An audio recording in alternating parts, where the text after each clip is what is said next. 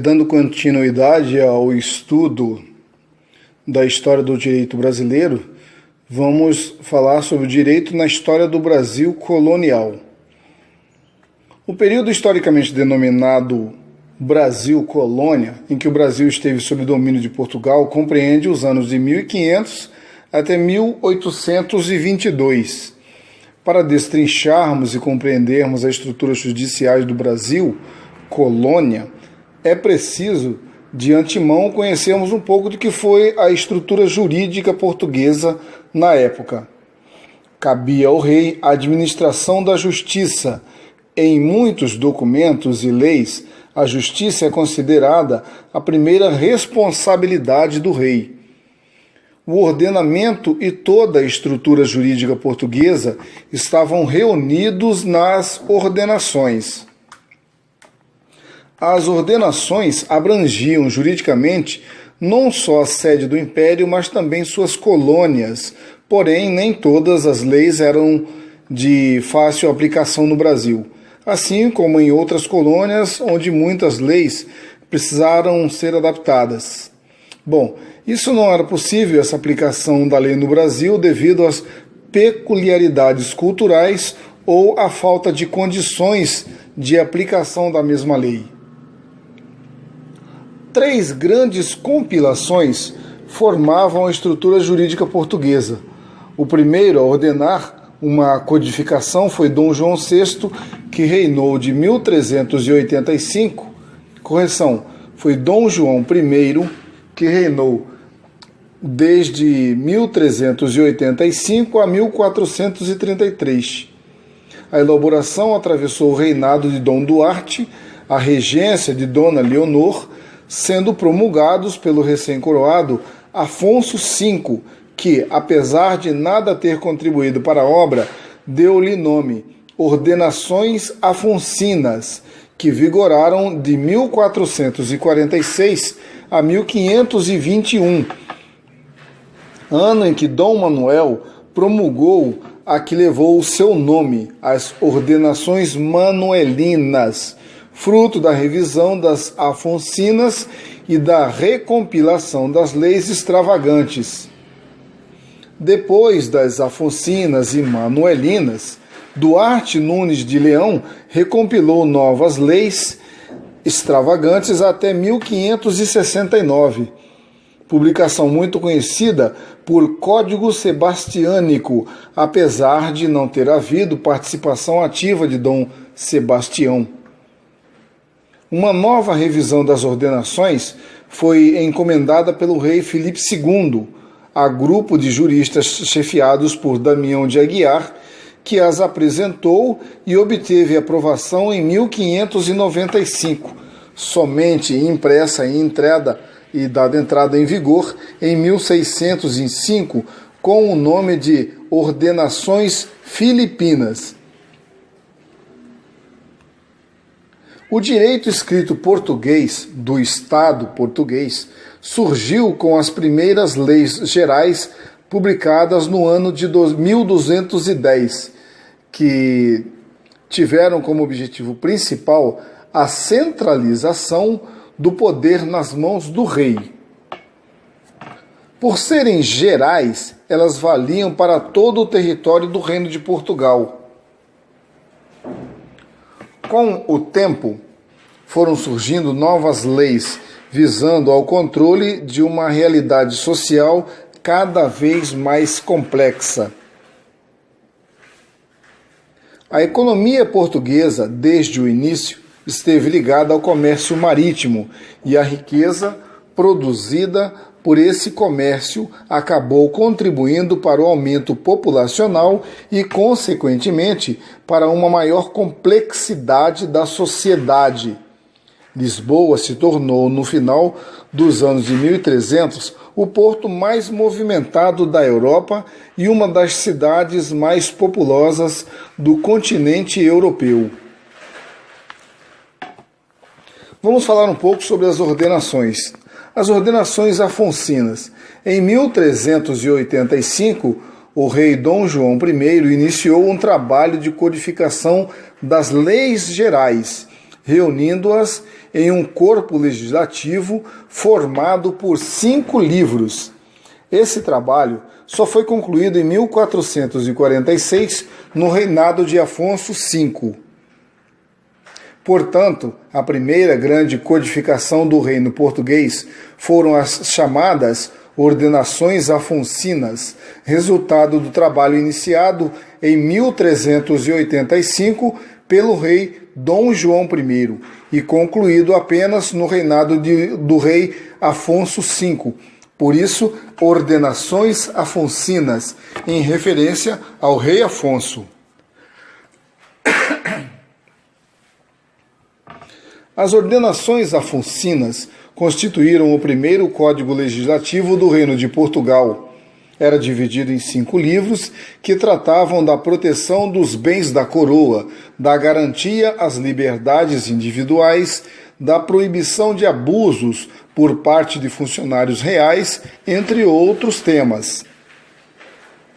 É importante ressaltar que o direito romano foi a base das leis gerais e ordenações portuguesas desde a Idade Média até os tempos modernos, e que muitas leis portuguesas foram simplesmente cópias adaptadas do direito romano.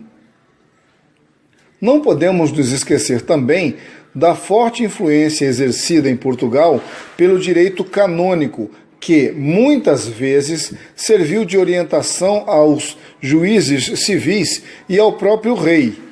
É bom lembrar que não havia ainda uma distinção clara entre religião, igreja e Estado.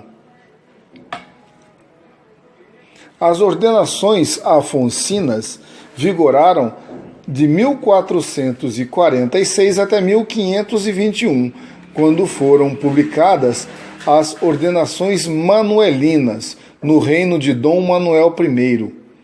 Prevaleceram as Ordenações Afonsinas, só que, nesse período, foi preciso publicar novas leis, visando ao controle de uma sociedade que a cada dia tornava-se mais complexa. Essas leis publicadas fora do Código, ou complementando o Código, eram chamadas de leis extravagantes. Extravagante é uma coisa fora do comum, singular.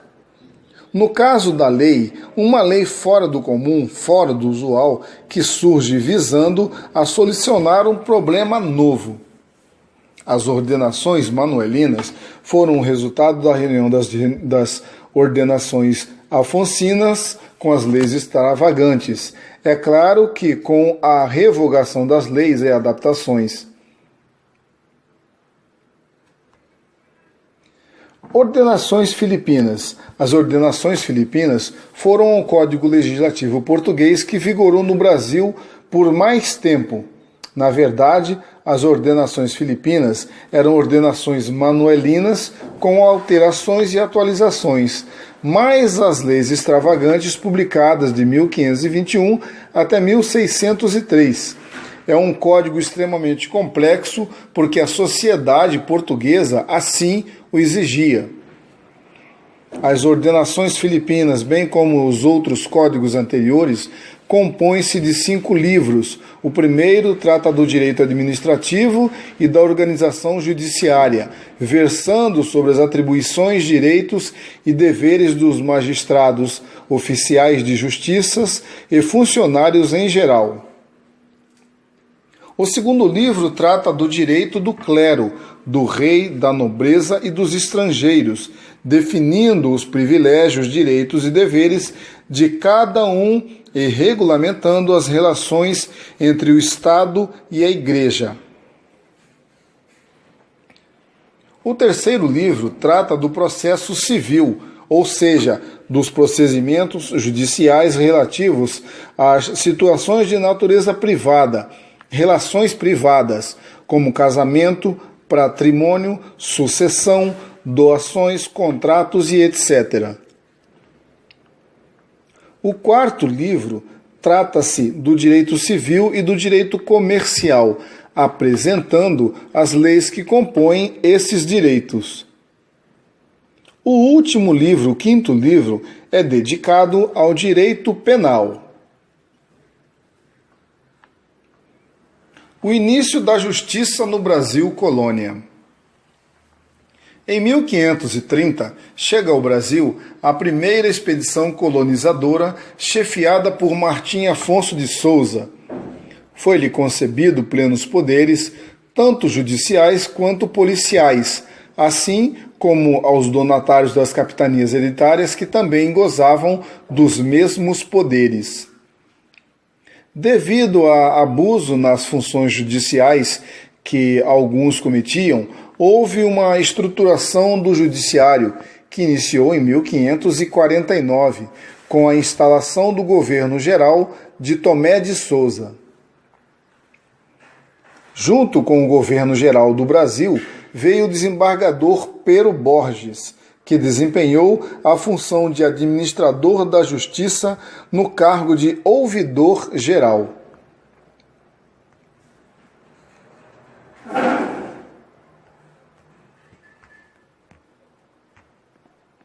Com o tempo, o corregedor passou a ter mais poderes sobre os ouvidores e juízes, tornando-se a autoridade judiciária superior nas comarcas.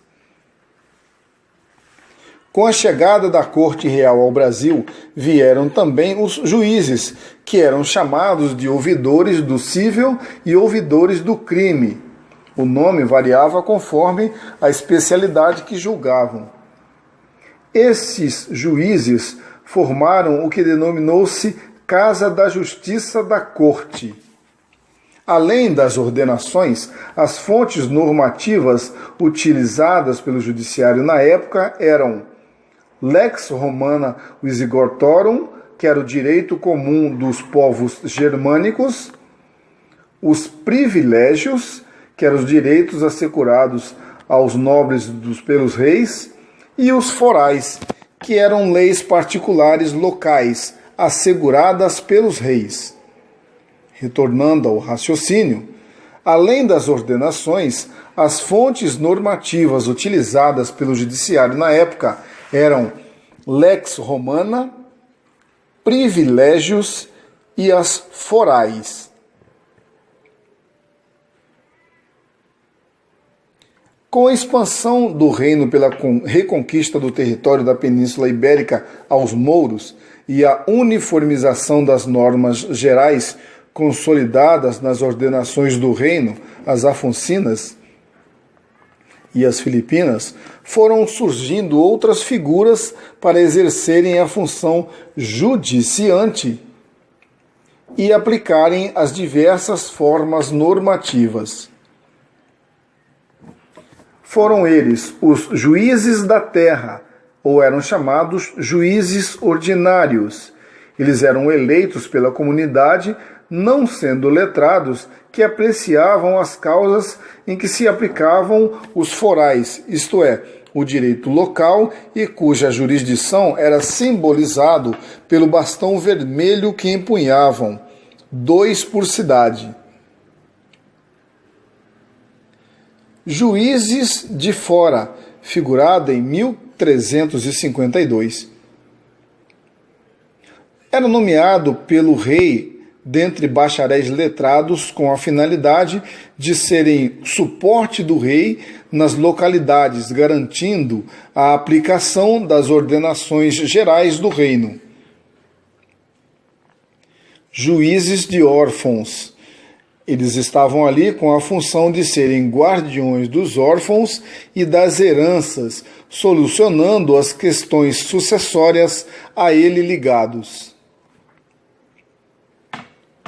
Os provedores. Os provedores eram colocados acima dos juízes de órfão para o cuidado geral dos órfãos, instituições de caridade, no caso hospitais e irmandades, e legitimação de testamentos, feitos naquela época verbalmente, o que gerava muito problema. Corregedores.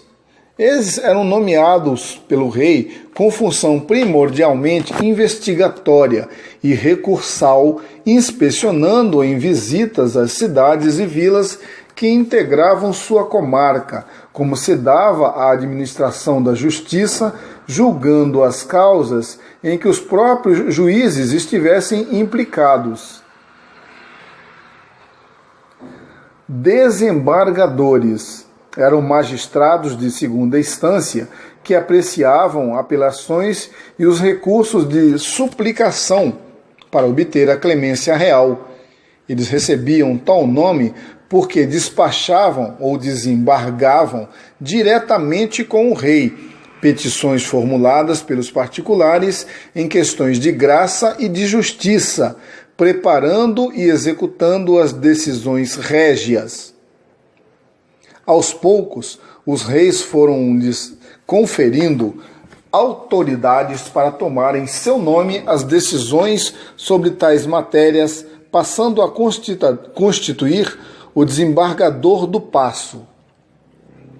Convém lembrar que os desembargadores eles tinham acesso diretamente com o rei para as petições formuladas pelos particulares em questões de graça e justiça.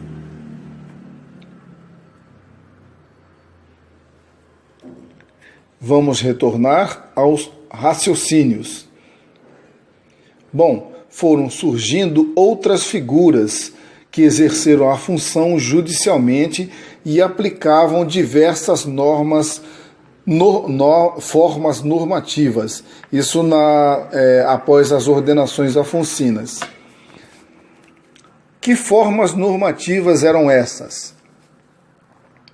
Eram os juízes da terra, ou juízes ordinários, juízes de fora, juízes de órfãos, provedores, corregedores e desembargadores, sendo os desembargadores aqueles que tratavam direto, despachavam direto com o rei em petições formalizadas pelos particulares.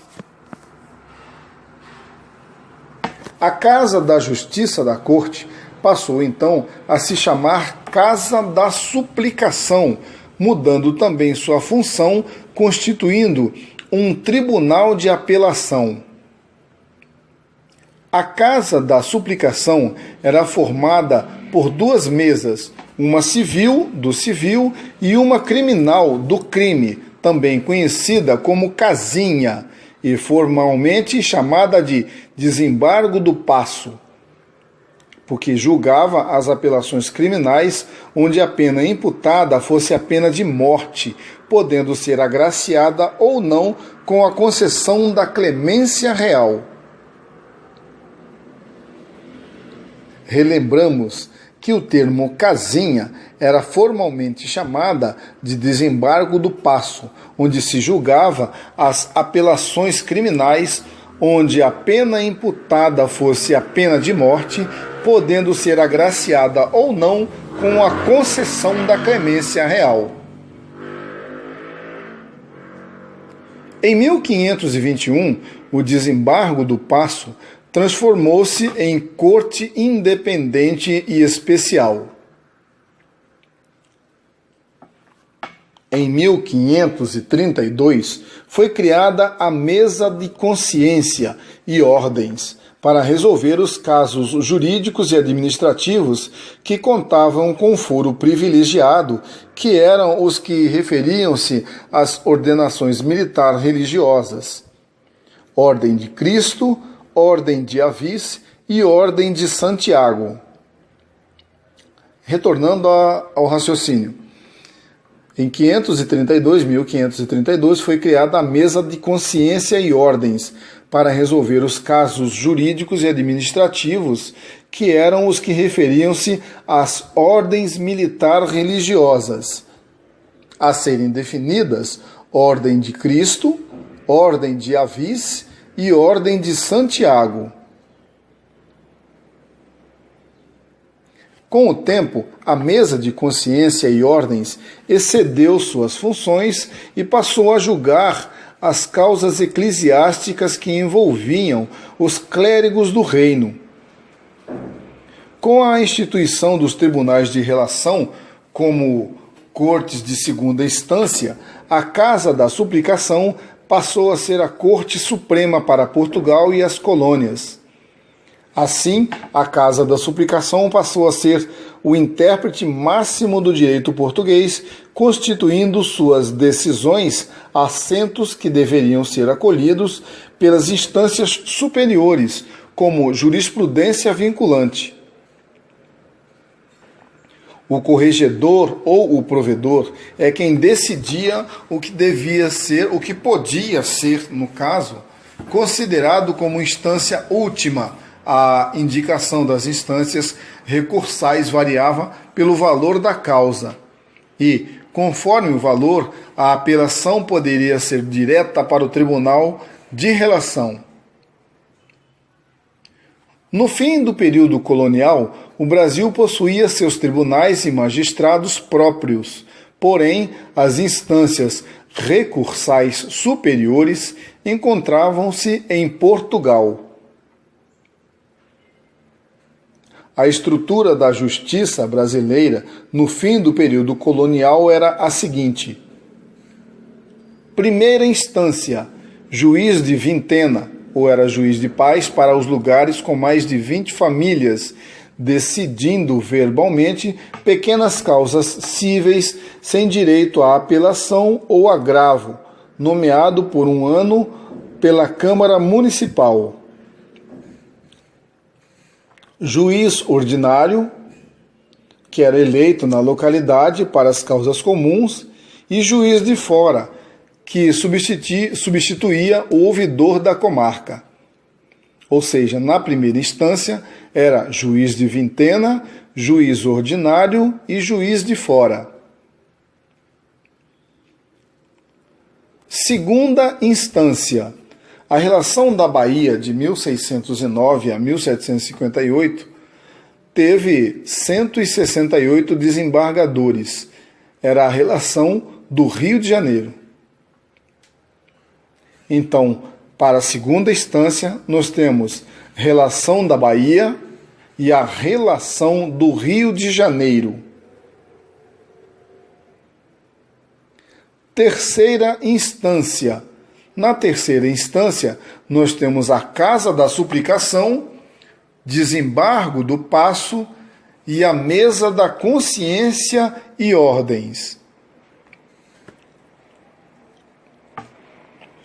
Como órgãos superiores das jurisdições especializadas, foram instituídos nessa época o Conselho Supremo Militar, que é um alvará de 1º de abril de 1808, Mesa do Desembargo do Paço e da Consciência de Ordens, que foi o alvará de 22 de abril de 1808, Juiz Conservador da Nação Britânica, que foi um decreto de 4 de maio de 1808, como garantia de foro privilegiado para os súditos ingleses, sendo exercido por juiz brasileiro, mas eleito pelos ingleses residentes no Brasil e aprovado pelo embaixador britânico.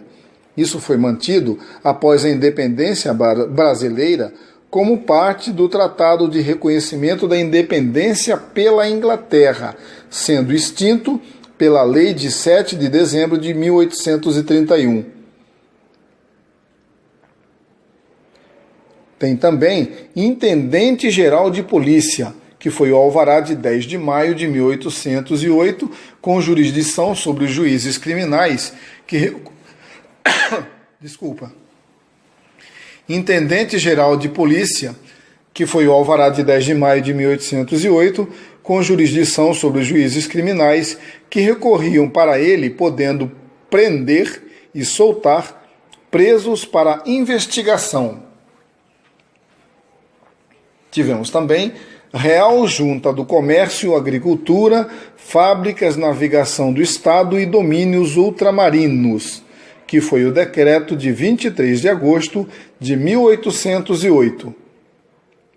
Retornando ao raciocínio, como órgãos superiores de jurisdições especializadas, foram instituídos nessa época os itens abaixo: Conselho Supremo Militar, Mesa do Desembargo do Paço e da Consciência e Ordens, Juiz Conservador da Nação Britânica Intendente-Geral de Polícia e Real Junta do Comércio, Agricultura, Fábricas, Navegação do Estado e Domínios Ultramarinos.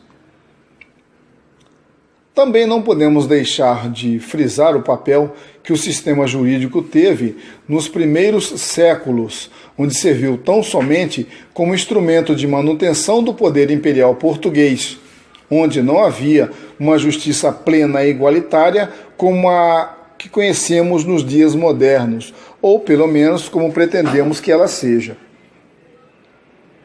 Não atentemos somente às críticas negativas, pois também é louvável a evolução que o sistema jurídico brasileiro experimentou neste período como uma estrutura complexa, um sinal positivo, por que não? Pois é na complexidade que as várias formas de pensar se encontram e interagem, formando, ao menos tentando formar e experimentando um direito moderno e evolutivo por natureza. Bom, encerra-se aqui a aula número 2 da História do Direito Brasileiro.